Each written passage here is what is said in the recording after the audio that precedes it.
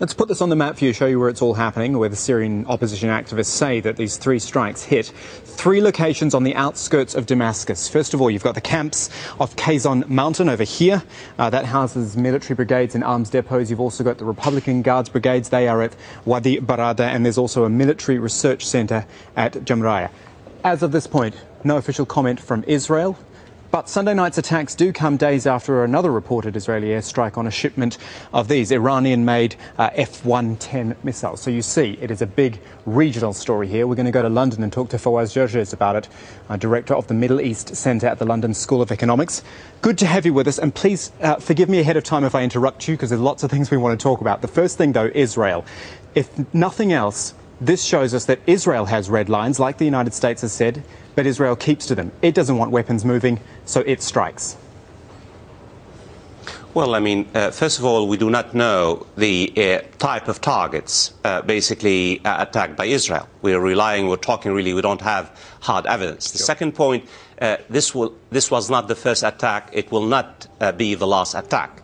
The internal conflict in Syria has mutated. It's no longer just an all-out war internally. This is an open-ended regional war by proxy. You have Israel on the one hand, you have Syria and Hezbollah and Iran on the other hand. It could take a spark to ignite a greater conflict, a greater fire in Syria. And this tells you a great deal about the marked and dangerous escalation of the Syrian conflict. If it is Israel that's concerned here, and with previous strikes, can Syria retaliate, or is its arsenal decimated so much already, and also it knows the strength of the opposition it would go up against with Israel?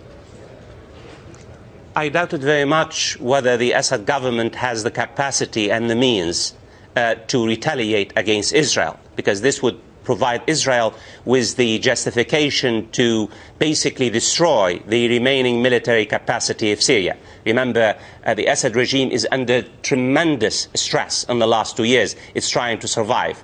And I also doubted if Hezbollah and Iran, Assad's 2 major regional allies, would retaliate directly, because this could provide the spark for a region-wide conflict. What you're going to expect, what you're going to see in the next few days and next few weeks is that Iran and Hezbollah would most likely deepen their engagement, involvement in Syria. They would become much more determined to prevent the removal of Assad, as Sayyid Nasrallah, the head of Hezbollah, made it very clear a few days ago.